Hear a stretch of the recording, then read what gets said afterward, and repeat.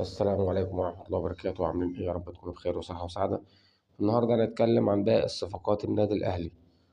باقي صفقات النادي الأهلي خلص في محمود حسن تريزيجيه، والنادي الأهلي كان بيتكلم من فترة لحد ما خلاص وقع محمود حسن تريزيجيه لمدة 5 مواسم مع النادي الأهلي. في كلام كتير جدا، ولكن لحد الآن الخبر مش مؤكد إن أشرف بن شرقي وقع للنادي الأهلي لمدة 3 سنين.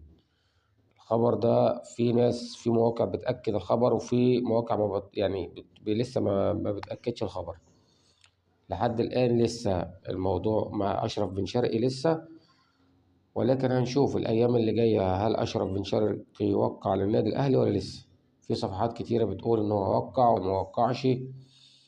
المعلومة الأكيدة إن محمود حسن تريزيجيه وقع للنادي الأهلي 5 مواسم، لكن أشرف بن شرقي لحد الآن المعلومة بين أيوة وبين لأ. يعني في ناس بتقول لك وقع، وفي ناس لسه ما بتأكدش الخبر يعني. هنشوف الساعات اللي جاية والأيام اللي جاية.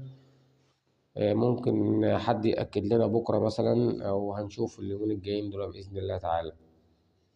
ما تنسوش تعملوا تحت الفيديو اشتراك في القناة، وتصلوا على سيدنا النبي عليه الصلاة والسلام.